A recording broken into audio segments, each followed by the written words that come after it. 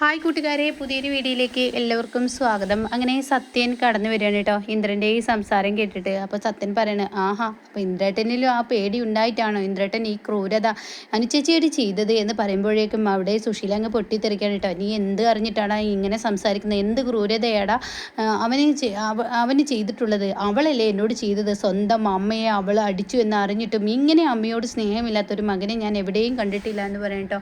ഇത് കേട്ട സത്യം പറയണേ, അമ്മേ, ഒരുപക്ഷെ അമ്മയുടെ മകനെ അമ്മക്ക് പറ്റിക്കാം, പക്ഷേ കണ്ണടച്ച് ഇരുട്ടാക്കാൻ നോക്കുന്നത് അമ്മയ്ക്ക് എന്നെ പറ്റിക്കാൻ കഴിയില്ല. അമ്മയുടെ കണ്ണടക്കലും ഇരുട്ടാക്കലും ഒക്കെ ഇന്ദ്രേട്ടനോട് നടക്കും. ഇന്ദ്രേട്ടനും അറിയാം അനുചേച്ചി അങ്ങനെ ഒരു പാപം ചെയ്യില്ലെന്നും അനുചേച്ചി ഒരിക്കലും ഈ പറയുന്ന അമ്മയെ അടിക്കില്ലെന്നും എന്തായാലും ഇന്ദ്രേട്ടനും അറിയാം. പക്ഷേ ഇന്ദ്രേട്ടൻ മറ്റുള്ള സത്യങ്ങൾ വെളിയിൽ വരുമോ എന്ന പേടി കൊണ്ടാണ് ഇന്ദ്രേട്ടൻ ഇതൊക്കെ ചെയ്തു കൂട്ടുന്നതെന്ന് പറയണ്ട. അപ്പോൾ അത് കേട്ട ഉടനെ തന്നെ, എടാ നീ എന്നെ ചോദ്യം ചെയ്യാൻ വന്നിരിക്കുന്നോ എന്നിങ്ങനെ പറയണ്ട. അപ്പോൾ ഇത് കേൾക്കുന്നത് ശ്യാമ പറയണ, ആരെയും ചോദ്യം ചെയ്യാൻ വന്നതല്ല ഇന്ദ്രേട്ട. ഒരു കാര്യം ഇന്ദ്രേട്ടനെ ഞാൻ ഓർമ്മപ്പെടുത്തുന്നു. ഇന്ദ്രേട്ടൻ്റെ കുഞ്ഞെന്ന് പറയുന്നത് അത് എട്ടും പൊട്ടും തീരാത്ത ചെറിയ കുഞ്ഞാണ്. അത് അമ്മയുടെ തണലിലാണ് വളരേണ്ടത്. ഒരിക്കലും അച്ഛനെ എത്ര നോക്കിയാലും ആ കുഞ്ഞ് അമ്മയുടെ സ്നേഹം കിട്ടുന്നത് പോലെ ആവില്ല. അനുചേച്ചി ആ കുഞ്ഞിനെ നോക്കുന്നത് അത്രയും ലാളനയും സ്നേഹമൊക്കെ കൊടുത്തിട്ടാണ്. അത് മനസ്സിലാക്കണം. ആ കുഞ്ഞിനെ തിരികെ കൊണ്ടുകൊടുക്കുകയാണ് ഇന്ദ്രേട്ടന് നല്ലതെന്ന് പറയട്ടോ. ഇത് കേൾക്കുന്ന സുശീല പറയണേ, നീ ആരടാ? നീ ഇവിടെ വന്ന് എൻ്റെ കുഞ്ഞിനെ ഇതുപോലെ ഇട്ടെറിഞ്ഞ് പോയപ്പോൾ അത് ശരി തന്നെയാണ്. ഞാൻ ഇട്ടെറിഞ്ഞു പോയപ്പോഴും സോന എൻ്റെ കുഞ്ഞിനെ യാതൊരു കുറവില്ലാതെ വളർത്തിയില്ലേ? അതുപോലെ തന്നെയാണ് അനുചേച്ചിയുടെ കുഞ്ഞിനെ വളർത്തുന്നത്. അത് നിങ്ങൾ മനസ്സിലാക്കണം. ആ കുഞ്ഞിനെ തിരികെ കൊടുക്കുന്നത് നല്ലത്, അല്ലെങ്കിൽ പല പ്രശ്നങ്ങളും നിങ്ങൾ നേരിടേണ്ടി വരുമെന്ന് പറയട്ടോ. അപ്പോൾ അത് കേൾക്കുന്ന സുശീല പറയണേ, നിനക്ക് ആരാ ഇവിടെ എൻ്റെ കുടുംബകാര്യങ്ങളിൽ ചർച്ച ചെയ്യാൻ അധികാരം തന്നത്? അത് കേൾക്കുന്ന സത്യം പറയണേ, അധികാരം ആരും കൊടുക്കേണ്ട. സോന ഇവിടുത്തെ നിങ്ങളുടെ മകളാണെങ്കിൽ ഈ പറയുന്ന ഷാമിനും ഇക്കാര്യത്തിൽ സംസാരിക്കാം. ഈ 1.5 കോടി 10 കോടി എന്നൊക്കെ പറഞ്ഞ് മറ്റുള്ളവരെ പറ്റിച്ച് 10 ലക്ഷം ഉണ്ടെന്നൊക്കെ പറ്റിച്ച് അങ്ങനെയുള്ളവനാണോ? ആയിരിക്കാം അമ്മേ, തെറ്റ് ഷാമിന് പറ്റിയിട്ടുണ്ട്.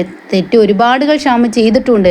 പക്ഷേ ആ തെറ്റൊക്കെ വേർതിരിച്ച് മനസ്സിലാക്കി സ്വന്തം കുടുംബത്തെ പോലും തള്ളിപ്പറഞ്ഞ് ഇന്നിപ്പോൾ ഷാമ് സോനയ്ക്ക് മാത്രം വേണ്ടിയാണ് ജീവിക്കുന്നത്. അങ്ങനെയുള്ള ഷാമിൻ്റെ നേർക്ക് അമ്മക്ക് വിരൽ ചൂണ്ടാൻ യാതൊരു യോഗ്യതയുമില്ല.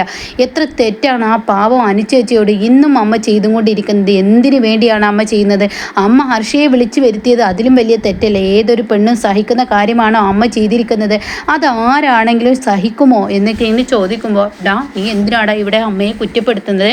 എന്തേട്ടാ, ഞാൻ പറയാനുള്ളത് പറഞ്ഞു. ഒരു പക്ഷേ അനുചേച്ചി പഴയതുപോലെ എന്നല്ല, എന്തെങ്കിലും പ്രതിജ്ഞകളോ എന്തെങ്കിലും കാരണങ്ങൾ പറഞ്ഞ് മുന്നോട്ട് വന്നു കഴിഞ്ഞാൽ ഒരു പക്ഷേ അമ്മയും മകനും അഴിയെണ്ണേണ്ട അവസ്ഥയിലോട്ട് കാര്യങ്ങൾ എത്തിച്ചേർക്കേണ്ട.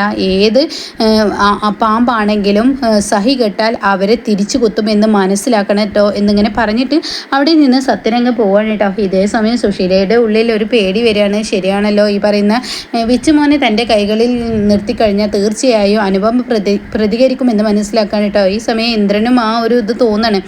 അവൻ പറഞ്ഞിട്ട് പോയതൊന്നും നീ കാര്യമാക്കണ്ട. അതല്ല അമ്മേ, ഹർഷയുടെ പ്രശ്നം ഒരു പ്രശ്നം തന്നെയാണ്. ഹർഷ ജോത്സ്യൻ്റെ പ്രവചനം അതൊക്കെ പുറത്തോട്ട് വന്നു കഴിഞ്ഞാൽ തീർച്ചയായും അമ്മയും ഞാനും ഒക്കെ ഇവിടെ അഴി എണ്ണേണ്ട അവസ്ഥ എത്തും എന്നിങ്ങനെ പറയണ്ട. അപ്പോൾ ഇത് കേൾക്കുന്ന സുശീലയുടെ ഉള്ളിൽ പേടി വരികയാണ്. ഇതേ സമയം അനുപമ കയറി വന്നിരിക്കുകയാണ്. അപ്പോൾ അവിടോട്ട് അമ്പിളി കാര്യങ്ങളൊക്കെ അറിഞ്ഞ് അമ്പിളി എത്താണ് കേട്ടോ. അങ്ങനെ കാര്യങ്ങളൊക്കെ അമ്പിളിയോടൊക്കെ വെളിപ്പെടുത്തുന്നുണ്ട്. അപ്പോൾ അമ്പിളി പറയണ, ആ തള്ള ഇങ്ങനെയൊക്കെ തന്നെ ചെയ്യുള്ളൂ അനു, നിനക്കറിയാവുന്നതല്ലേ? എന്നിട്ട് ഞാൻ നിന്നോട് പറഞ്ഞതല്ല അവിടെ നിന്ന് പോരേന്ന്. എന്നിട്ട് നീ എന്താണ് ചെയ്തത്? നീ അവിടെ നിന്നതുകൊണ്ടല്ലേ നിൻ്റെ മോനെ നിനക്ക് നഷ്ടമായത്? എൻ്റെ കൂടെ വരികയാണെങ്കിൽ അവൻ ഈ വീട്ടിൽ വന്ന് അവൻ എന്തായാലും കുഞ്ഞിനെ കൊണ്ടുപോകാനും നിൻ്റെ കരണത്തടിക്കാനുള്ള ധൈര്യമൊന്നും അവനുണ്ടാവില്ല. ഇപ്പോൾ നീ എങ്ങനെ ആ വീട്ടിൽ നിന്ന് ഇറങ്ങി എന്നൊക്കെ ചോദിച്ചിട്ട് അമ്പിളി ചൂടാവാനേട്ടാ. അപ്പോൾ ഇതേ സമയം ദാസ് പറയണേ, എന്തായാലും ഇനിയിപ്പോൾ കുറ്റപ്പെടുത്തിയൊന്നും കാര്യമില്ല, കഴിഞ്ഞതൊക്കെ കഴിഞ്ഞു, അത് അതിൻ്റെ വഴിക്ക് വിട്. എന്തായാലും ഇനി മുന്നോട്ട് എന്ത് എന്നിങ്ങനെ ചോദിക്കുമ്പോഴാണ് അങ്ങോട്ടേക്ക് സത്യനും ശ്യാമും കയറി വരുന്നത് കേട്ടോ.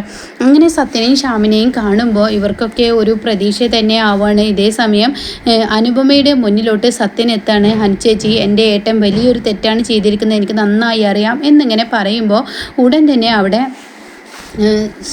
അനുഭവം പറയണേ, സത്യ, നിൻ്റെ ഏട്ടനോടോ നിൻ്റെ അമ്മയോടോ എനിക്ക് പ്രതികരിക്കാൻ കഴിയാഞ്ഞിട്ടല്ല, പക്ഷേ ഞാൻ എപ്പോഴും നിശബ്ദത പാലിക്കുന്നത്. അവരൊരു അമ്മയാണ്, അവരൊരു സ്ത്രീയാണ്. ഒരുപാട് ബുദ്ധിമുട്ടുകളും ത്യാഗങ്ങളും സഹിച്ചാണ് അവരവരുടെ മോനെ വളർത്തിയത് എന്നുള്ള സത്യം എല്ലാവർക്കും അറിയുന്ന കാര്യമാണ്. അതുകൊണ്ട് ഒരു ഭർത്താവില്ലാതെ മക്കളെ വളർത്തുക എന്ന് പറയുന്നതിൻ്റെ ബുദ്ധിമുട്ട് എനിക്കും നന്നായി അറിയാം. എനിക്ക് ഭർത്താവ് ഉണ്ടായിട്ടും താങ്ങും തണലുമില്ലാതെ ഞാൻ എൻ്റെ വിച്ചുമോനെ വളർത്തുക തന്നെയാണല്ലോ എൻ്റെ അച്ഛൻ്റെ സഹായത്തോടു കൂടി. എന്നാൽ ഇവിടെ ഈ പറയുന്ന സുശീൽ അത് ഉണ്ടായിട്ടില്ല. എങ്കിലും കൂടിയിട്ട് അനുപം പറയുകയാണ്, എങ്കിലും കൂടി ഞാനിത് വേണ്ടെന്ന് വെക്കുന്നത് ഞാൻ ഒരുപാട് ക്ഷമിക്കും, ഭൂമിയോളം ക്ഷമിക്കും. പക്ഷേ എൻ്റെ മകനെ വെച്ച് എന്നോട് പ്രതികാരം ചെയ്യാൻ ഒരുങ്ങിയാൽ ഒരിക്കലും ഞാൻ ക്ഷമിക്കില്ല. അനുപമയ്ക്ക് ഈ നിമിഷം അവരുടെ ജീവിതം തകർക്കാൻ കഴിയും. അനുപമ വിചാരിച്ചാൽ പിന്നീട് ഒരിക്കലും ഈ പറയുന്ന ആൻറ്റിക്ക് ഒരു മോചനം ഉണ്ടാവില്ല എന്ന് പറഞ്ഞിട്ട് ഇത് കേൾക്കുന്ന ഷ്യാമു എന്താണ് എന്നറിയാതെ ഇങ്ങനെ നിൽക്കണം. അപ്പോൾ സത്യം ചോദിക്കാൻ എന്താണ് ചേച്ചി ചെയ്യാൻ ഉദ്ദേശിക്കുന്നത്? ഒന്നും വേണ്ട, എൻ്റെ കുടുംബം തകർത്തതുപോലെ ഹർഷയെ കൊണ്ടുവന്നു എന്നോട് ഇങ്ങനെ ഹർഷ പറഞ്ഞ വാക്കുകൾ എൻ്റെ ഭർത്താവിനെ തിരിച്ചു മറിച്ചു അങ്ങോട്ട് താ എന്നൊരു പെണ്ണിനോടൊരു ആണ് പറയുമ്പോൾ അത് ആർക്കും കേട്ടു നിൽക്കാൻ കഴിയില്ല. ഒരു പെണ്ണിനോട് ഒരു പെണ്ണ് തിരിച്ച് പറയുമ്പോൾ ഒരു ഭർത്താവിനെ പങ്കുവെച്ചു എന്നുള്ളതിനുള്ള സത്യമല്ലേ അവിടെ കണ്ടത്. ഹർഷയുടെ വയറ്റിൽ കിടക്കുന്ന ആ കുഞ്ഞിൻ്റെ കാര്യം അത് ഞാൻ രവിയോടൊന്ന് ജസ്റ്റ് ഒന്ന് സൂചിപ്പിച്ചാൽ മതി, പിന്നീട് എൻ്റെ ജീവിതം തകർന്നതുപോലെ ഈ പറയുന്ന ഹർഷയുടെയും ഈ പറയുന്ന അമ്മയും പ്രതിക്കൂട്ടിലാവും. രവി വെറുതെ ഇരിക്കില്ല എന്ന് പറഞ്ഞിട്ടോ. അപ്പോൾ ഇത് കേൾക്കുന്ന ഷ്യാമിനും സത്യനും അതിനൊരു സത്യമുണ്ടെന്ന് തോന്നുകയാണ്. ഇതേ സമയം ഞാൻ എൻ്റെ കുഞ്ഞിനെ തിരികെ കിട്ടിയില്ലെങ്കിൽ അതും ഞാൻ ചെയ്യാൻ മടിക്കില്ല. തീർച്ചയായും രവിയുടെ മുന്നിൽ എല്ലാ സത്യങ്ങളും ഞാൻ വിളമ്പും എന്ന് പറയാൻ കേട്ടോ. ഇതേ സമയം ഇങ്ങനെ ദയയുടെ കാര്യമാണ്. ദയക്ക് ഇങ്ങനെ കാര്യങ്ങളൊക്കെ എഴുതി കൊടുക്കണം. അപ്പം മിഥുനെ അറസ്റ്റ് ചെയ്യാനുള്ള ആ ഏർപ്പാടൊക്കെ ഇങ്ങനെ എസ് ഐ നോക്കണം. മിഥുനെ ഇങ്ങനെ ചോദിക്കണം എന്താണ് ഉണ്ടായത്. അപ്പോൾ കള്ളൻകുപ്പി ഇങ്ങനെ ദേഹത്ത് തട്ടിയതാണ്, ഇങ്ങനെ കള്ളു കുടിച്ച് വരുമ്പോൾ പാർട്ടി ഉണ്ടായിരുന്നു എന്നുള്ള ആ തട്ടിക്കൂട്ട് നുണകൾ വിടാനായിട്ട്. അപ്പോൾ ഇതേ സത്യം, നിന്നെ കുത്തിയവൾ വന്ന് ഹാജരായിട്ടുണ്ടല്ലോ, പിന്നെ എന്താണ് നീ കള്ളം പറയുന്നത്? ഒരു പെണ്ണിനെ തട്ടിക്കൊണ്ടുപോയി 20 ലക്ഷം അവളുടെ കയ്യിൽ നിന്ന് വാങ്ങുക എന്നൊക്കെ പറയണം. ഇതിൻ്റെ പേരിൽ കേസ് വരുന്ന ആ സീനിലോട്ടാണ് കേട്ടോ പോകുന്നത്. എന്നാൽ ഈ സമയം ഇപ്പുറത്താണെങ്കിൽ സത്യൻ തിരികെ വരികയാണ്. അപ്പോൾ ഉടൻ തന്നെ സത്യൻ, ഞാനേ അനുചേച്ചിയെ കാണാൻ വേണ്ടിയാണ് പോയത്. വിച്ചു മോനെ ഇവിടെ പിടിച്ചു വെച്ച് അമ്മയും മകനും ഇനി അഴിയെണ്ണാൻ പോവാണ്. ആ ജോത്സ്യൻ്റെ പ്രവചനം ഉണ്ടല്ലോ, അത് അനുചേച്ചി രവിയിലെത്തിക്കും എന്നൊക്കെയാണ് പറയുന്നത്. ഇതിൻ്റെ പിറകിൽ എന്തൊക്കെ വരുന്നെങ്കിൽ നിങ്ങൾ രണ്ടുപേരും അങ്ങ് സഹിച്ചേക്ക്. രവിയുടെ സ്വഭാവം നന്നായി അറിയാലോ. രവി എല്ലാ സത്യങ്ങളും അറിഞ്ഞു കഴിഞ്ഞാൽ തീർച്ചയായും ഈ പറയുന്ന അമ്മക്കും മകൻ്റെയും ഈ താണ്ഡവത്തിന് ഒരു അറുതി വന്നോളും എന്ന് പറഞ്ഞിട്ട് സത്യനങ്ങ് പോകുമ്പോൾ സുശീലയുടെ സമാധാനം പോവാണ് കേട്ടോ. ഈശ്വര ശരിയാണല്ലോ, ഹർഷ ഈ പറയുന്നത് പോലെ തൻ്റെ മകൻ്റെ തലയിലായിക്കഴിഞ്ഞാൽ അതും ബുദ്ധിമുട്ടാണ്. പിന്നെ രവിയുടെ കയ്യിൽ നിന്ന് കിട്ടാനിരിക്കുന്ന 1.5 അടി തന്നെ ആയിരിക്കും. അത് തൻ്റെ മകനെ ഒരു പട്ടിയെ തല്ലുന്നത് പോലെ രവി തല്ലുന്നത് കണ്ടു നിൽക്കാനേ തനിക്ക് കഴിയുള്ളൂ എന്നുള്ള ആ മാനസികാവസ്ഥ എത്തണം കേട്ടോ. അപ്പോൾ എന്തായാലും ഇനി സുശീല മുട്ടുകുത്തേണ്ട ആ ഒരു അവസ്ഥയിലോട്ട് അനുപമയുടെ ഈ വാക്ക് കൊണ്ടുവരാനിരിക്കുകയാണ്. ഇതേ സമയം ഹർഷ ഇങ്ങനെ വീട്ടിൽ വന്നിട്ട് ഇങ്ങനെ ഓരോരോ പ്രശ്നങ്ങൾ പറയുമ്പോൾ ഉടൻ തന്നെ രവി പറയുന്നുണ്ട്, ഇവിടെ പ്രശ്നക്കാരി നീയാണല്ലോ ഹർഷ, നീ എന്തിനാണ് അനുപമ താമസിക്കുന്ന വീട്ടിലോട്ട് പോയത്? അതെ, ഞാൻ സുശീലാൻ്റെയും തമ്മിലുള്ള ആ ബന്ധം നിങ്ങൾക്കറിയില്ല, ആ ബന്ധം എനിക്കറിയാവുന്നത് കൊണ്ടാണ് ഞാൻ ചോദിക്കുന്നത്. എന്തിനു നീ അങ്ങോട്ടേക്ക് പോയത്? അവരുടെ കുടുംബജീവിതം തകർക്കാനാണോ? അതുകൊണ്ടല്ലേ ഇങ്ങനെയൊക്കെ ഉണ്ടായതെന്ന്? എന്തിനു വീട്ടാ, ഞാൻ അതിന് മാത്രം എന്താ ചെയ്തത്? അവളെന്നെ അടിച്ചത്, അടിക്കാൻ അവിടെ ഒരു കാരണമുണ്ടാവുമല്ലോ, വെറുതെ നിന്നെ കയറി അടിക്കില്ലല്ലോ. അനുപമയ്ക്ക് നിന്നോട് എന്തോ ദേഷ്യവും വാശിയുണ്ട്, എന്തൊക്കെ മൊത്തത്തിൽ അവർ മറക്കുന്നുണ്ട്.